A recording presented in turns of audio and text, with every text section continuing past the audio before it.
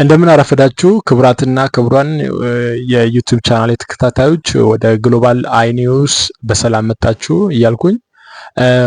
ዋነኛ የሰበር ዜናችን የአሜሪካው ፕሬዝዳንት ዶናልድ ትራምፕ ከዚህ ከሰዓታት በፊት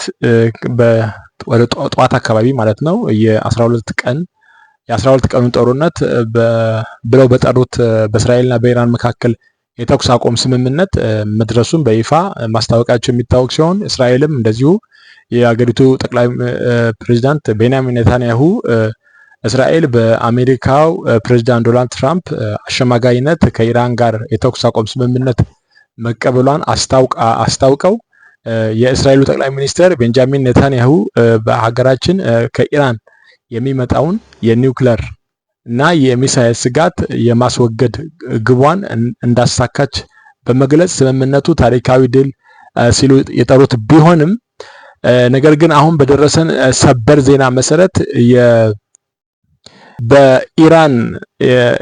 ነገሩ ገና ክቡራትና ክቡራን አድማጮቻችን ይህ የሰላም ስምምነት ዜና እየተሰማ ባለበት ወቅት ነው እንግዲህ ሁኔታውን ሊያስወስን የሚችል ሰበር ዜና ከኢራቅ የተሰማው ማለት ነው። እንግዲህ ይህን በሰማንበት ባለንበት ሰዓት ላይ ይህ የሰላም ስምምነት ዜና እየተሰማ ባለበት ወቅት ሁኔታውን ሊያወሳስብ የሚችል ሰበር ዜና ነበር ከኢራቅ የተሰማው። በደቡባዊ ኢራቅ በዚቃር ግዛት በሚገኘው የኢማም አሊ የአየር መሰረት ላይ አንድ ሰው አልባ አውሮፕላን ድሮን የራዳር ስርዓቱን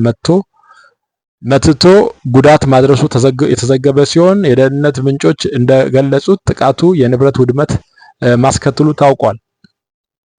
እንግዲህ ይሄ በደቡባዊ የኢራቅ ግዛት ውስጥ የተመታው በድሮን የደረሰው ጥቃት የራዳር ስርዓቱን የሚያበላሽ ነበር፣ እንዲወድም ነው የተደረገው እና ይህ ጥቃት የተፈጸመው ፕሬዝዳንት ትራምፕ የ12 ቀኑን ጦርነት ማብቃት ካወጁ ከሰዓታት በኋላ መሆኑ በክልሉ ሰላምን ለማስፈን የሚደረገውን ጥረት ምን ያህል ስስና ውስብስብ እንደሆነ ያመለክታል። የተኩስ አቁም ስምምነት ሁሉንም የክልሉ ታጣቂዎች ቡድኖች ያካተተ ስለመሆኑ እስካሁን የተሰጠ መግለጫ ባይኖርም ግን አሁን ቢቢሲ እንደዘገበው በእስራኤልና በኢራን መካከል በታላቅ ጉጉት ሲጠበቅ የነበረው የተኩስ አቁም ስምምነት እንደገና ከጅምሩ አደጋ ላይ መውደቁ ነው የተሰማው። እስራኤል ኢራን በአዲስ የሚሳኤል ጥቃት በመፈጸም ስምምነቱን እንደጣሰች እየከሰሰች ሲሆን በበኩሏ ኢራን ደግሞ በተኩስ አቁሙ የመጀመሪያ ላይ በወጣው የመንግስት ቴሌቪዥን መግለጫ የተኩስ አቁሙ ስምምነቱ ከጀመረ በኋላ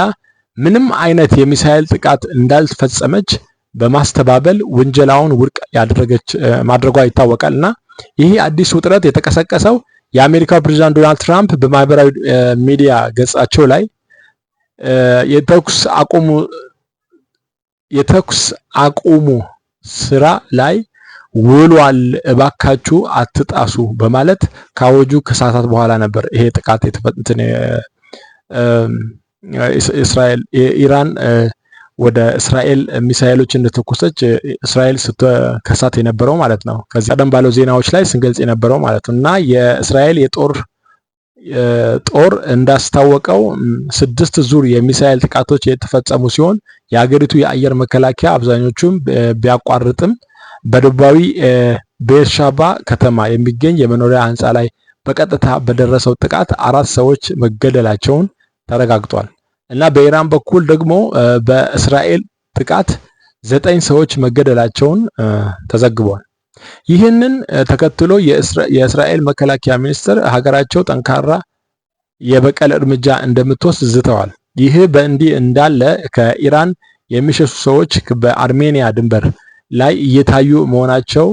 የተዘገበ ሲሆን ከስፍራው በደረሰ መረጃ እንደሚያመለክተው ህዝቡ በስምምነቱ ላይ ጥርጣሬ ያለው ሲሆን በውጪ ኃይል የሚጫን ለውጥ ሳይሆን ሀገር ውስጥ የሚመጣ መፍትሄ እንደሚፈለግ